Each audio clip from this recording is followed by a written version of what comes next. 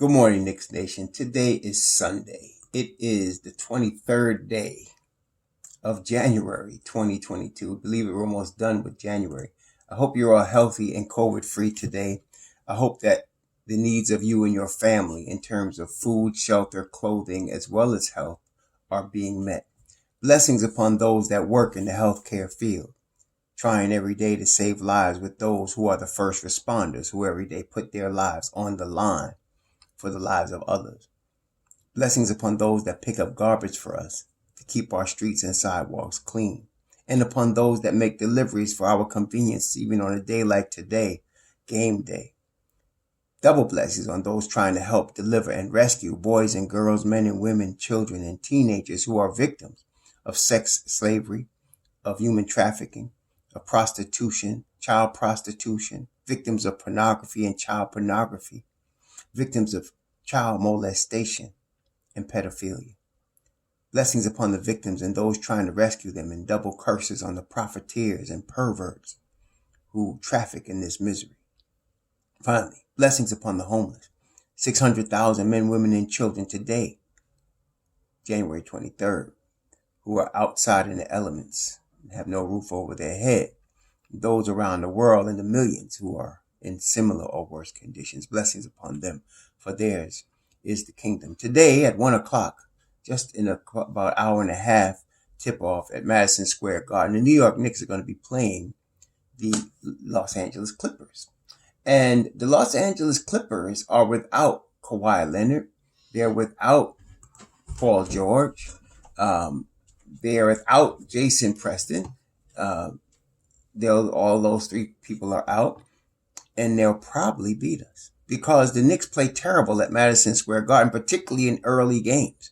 Hopefully I'll be wrong today. And hopefully the Knicks come in ready to play and beat them. Hopefully. But today I want to talk about a very serious issue that we brought up multiple times in the last 6 months or more on my channel. And that issue is, first of all, we're going to talk about two players. Particularly, we're going to focus on two players today. Obi Toppin and Julius Randle. The question that I'm asking, it's a rhetorical question. Is Tom Thibodeau the right coach for Obi Toppin and Julius Randle? And these are two different players in two different situations. Let's start with Julius Randle. We see Julius Randle, of course, is very well known. He had a terrific year last year. And this year, not so much. The stats are good. He's still averaging nearly 20 and 10, but he's been inconsistent sometimes. And then sometimes he's been falling into bad habits. And other times he's been playing fantastic. But then came this all stuff about him when he did the thumbs down. And I really didn't want to blow that up because, and that's the thing, the New York media feeds crap to Knicks Nation. And it's unfortunately true that Knicks Nation buys the crap oftentimes. And that's a shame. Because they're trying to dictate to us the narrative, and we shouldn't allow them to do that.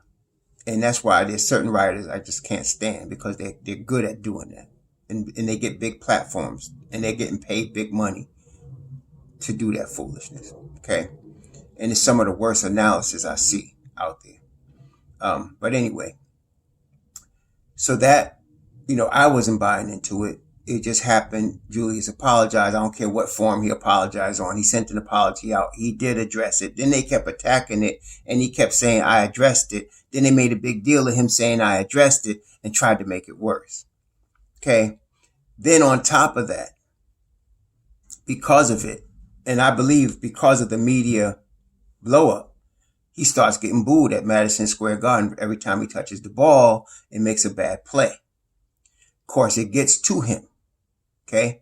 And then he shows again, like it's not his fault. Some of it is, but the combination of the whole thing have conspired to make a bad situation for Julius Randle. Tom Thibodeau is the right coach for him in these scenarios. Because you know why? Tom Thibodeau is going to stand by Julius Randle come hell or high water. He's going to do that. Okay. Say what you want about Tom Thibodeau, but he's going to do that. He's not going to throw Julius Randle under the bus ever. He's not going to throw any of his players under the bus. He's going to stick by him. He's the one that's driving force behind keeping things in the locker room. And I'm sure, and some of you get to the point, and I can hear why you get to it, but it don't make sense what you say. Well, he never, criticizes Julius or never gets in Julius. Yes, he does. He just doesn't do it publicly. Okay. He just doesn't do it publicly. You could tell because of how Julius reacts when Julius comes out and does certain things after a conference with Thibodeau and changes a little bit to the right way. You know, Tom has talked to him, right? Then you got Kenny Payne also in his ear. So that's one situation. And Tom is the right coach for him because he's going to stand by him. And this is what Randle needs right now. Now, he needs somebody to be real with him, but he also needs somebody to stand up for him with all of these people, and this is the thing. It's also unfortunate that the media will crap on somebody when they down. They will do it. Okay. And unfortunately, there's a lot of segment of so-called fans that will do the same thing. They will crap on a guy when he's down. They will not support him anymore when he's going through a bad time, when he's playing badly. All of a sudden he becomes a bum. All of a sudden we got to trade him. All of a sudden blah, blah, blah. Now, with all that being said, I don't know how Leon Rose is going to attack this situation. I personally do not see them trading him unless he requests a trade. If Julius requests a trade, then they'll trade him. If he doesn't request a trade, he's staying in New York because put it this way. He's not the number one option, but he's good enough so that when he gets the ball, teams will game plan for him. Defenses shift to his side of the floor when he gets the basketball.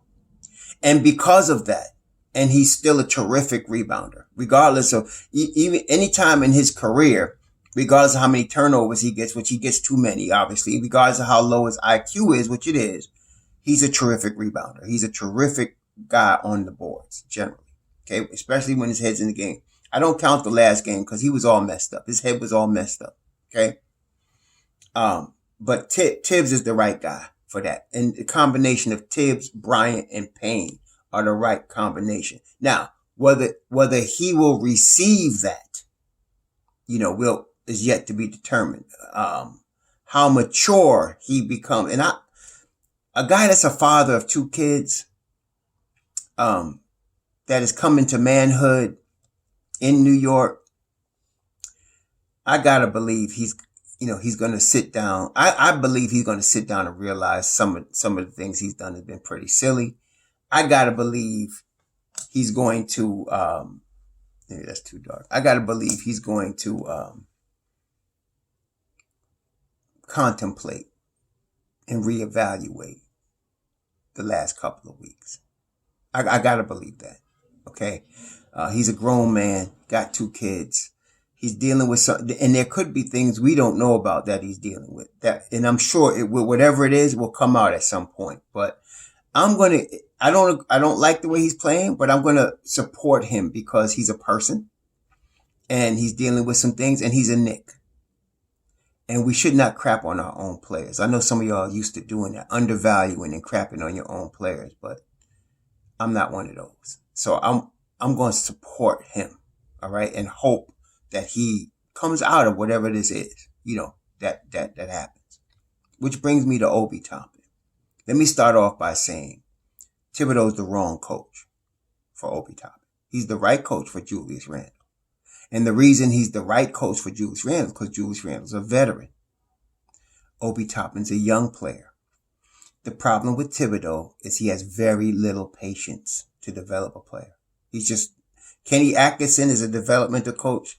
Thibodeau is a veteran coach, which is why, for example, when the Nets were getting Durant and they were getting Irving and they were trying to get some veterans in there, they let go of Kenny Atkinson because they didn't believe he was the coach for a veteran championship ready team.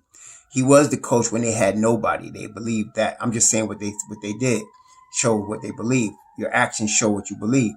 They put him in there with a bunch of also ran players and he developed them. Some of them, like Joe Harris, became all-star level players. Okay. Or like a D'Angelo Russell. He developed these guys. He worked them. and he got them to playoff ready. Then they brought the veterans in and they let Kenny go. Now, I don't believe that was right, but I'm just saying that's what they did. Thibodeau would be a guy they would want with veterans. Atkinson would be a guy you would want with rookies and young players, okay? But the Knicks chose Thibs. Okay, that's done. They're not going to let him go. But you drafted Obi Toppin. Now, here's the problem. Again, we've been through this ad nauseum, but I want to, because I think they're going to, the reason I'm bringing it up is I think they're going to trade Obi. That's why I'm bringing it up. And I don't want to see that, but I think it's going to happen. And y'all don't get twisted saying that Raw Hebrew wants them to trade Obi. Please don't get it twisted. Some of y'all going to get it twisted anyway because that's how you roll. But I do not want them to trade Obi, but I just feel like they're going to. And this is why.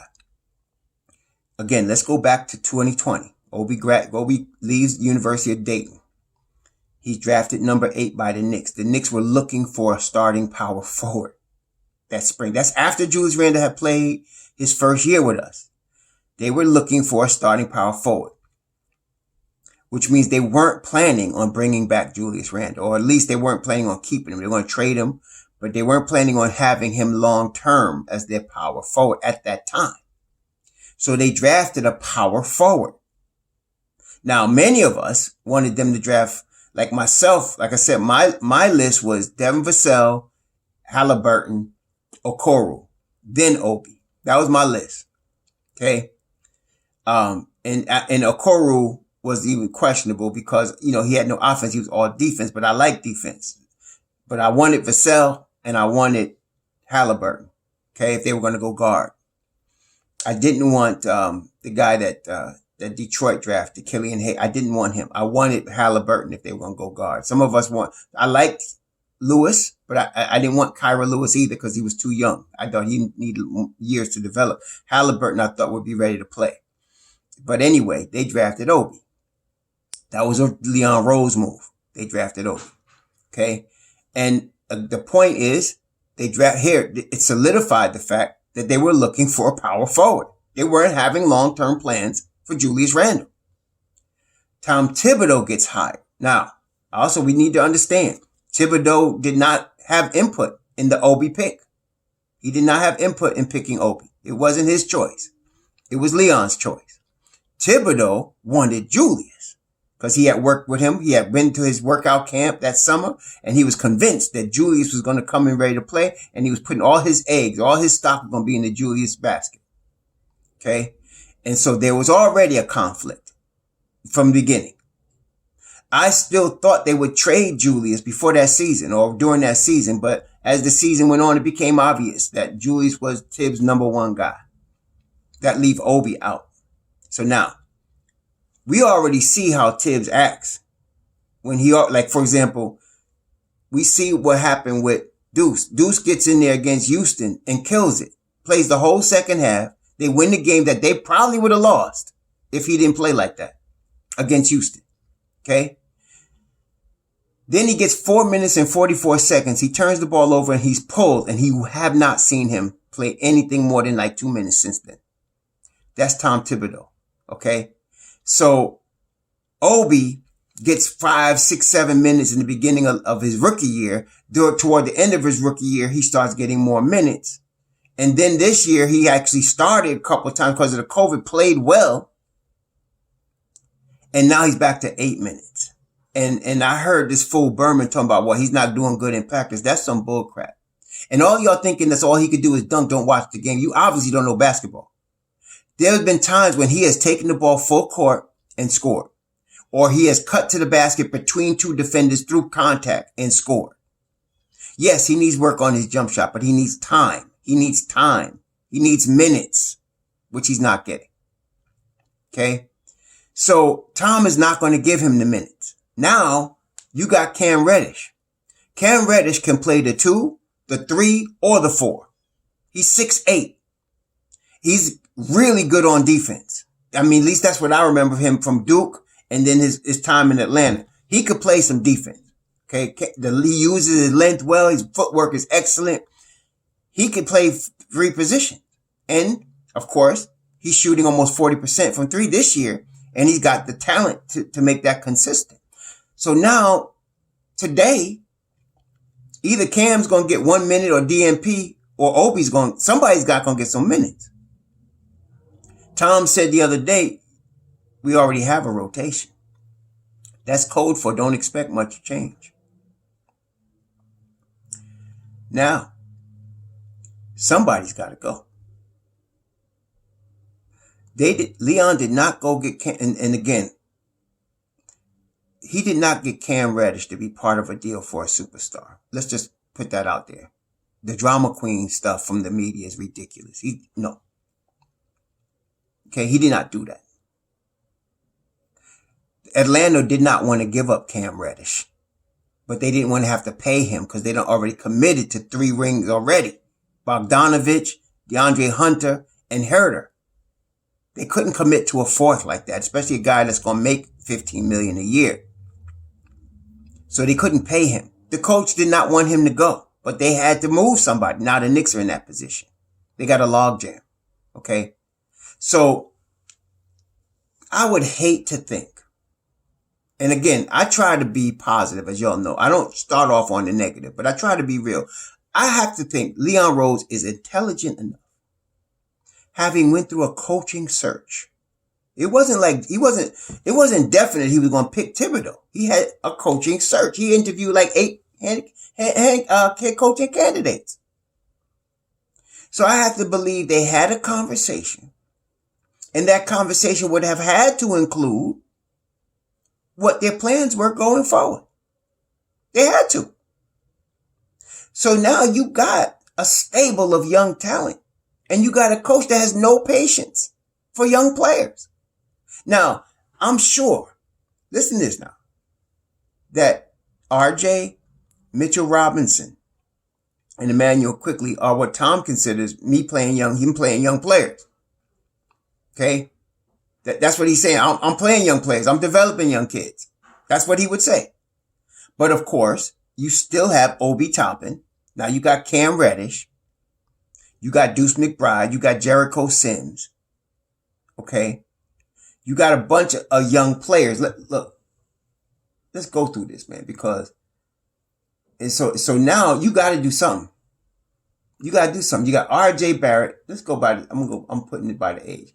RJ Barrett, Quentin Grimes, Miles McBride, Emmanuel Quickley, Cam Reddish, Luke Simoncic, Mitchell Robinson, Jericho Sims, Obi Toppin.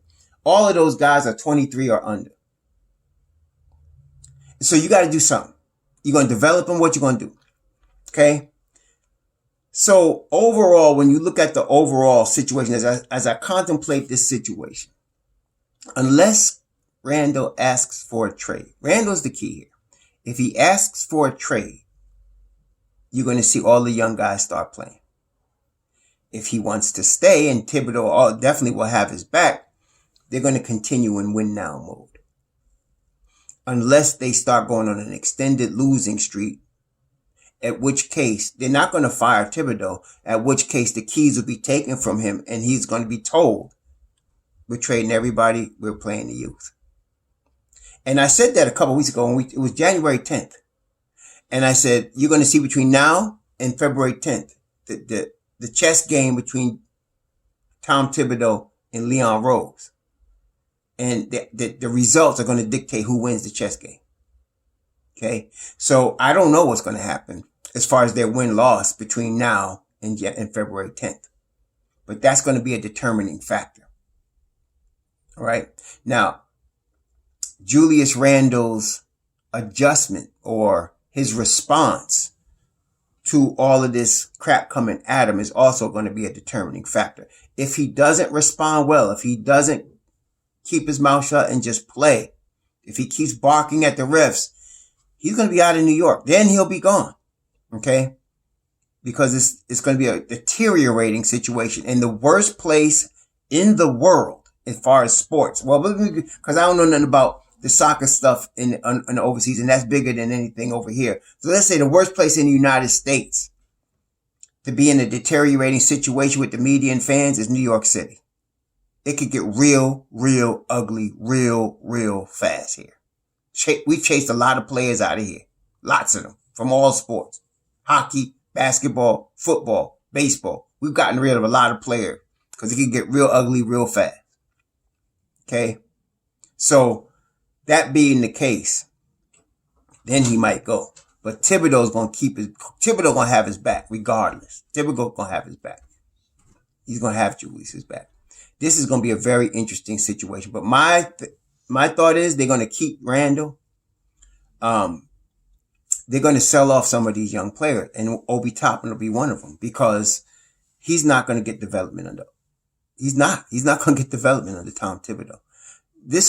He just took a step back now, because he was getting more minutes, and then all of a sudden he's got the minutes yanked, and now all of a sudden they add in a Cam Reddish, who they got him paired with RJ. They're not going to trade him. And I heard this fool Berman talk about packaging RJ. And at the same time talking about Knicks being dysfunctional. You see what I'm saying? What an oxymoron. Because if you're going to be functional, you're going to keep your number 3 draft pick and build on him. You're going to be dysfunctional, you trade him.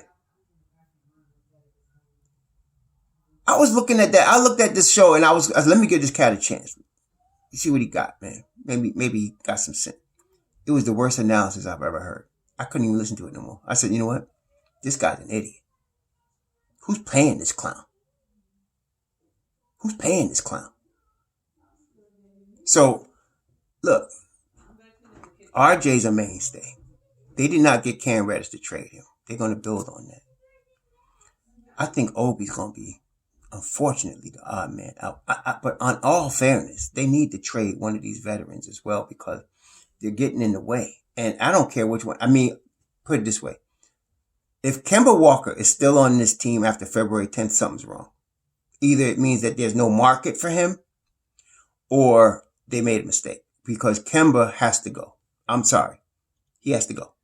Okay? He's getting in the way. He's creating the logjam.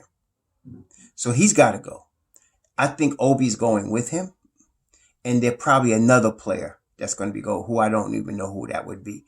But I think Kemba and Obi are going to be traded. And for Obi, he's not going to be happy about it. In terms of, he loves New York, man. But, let's say Obi was in Detroit.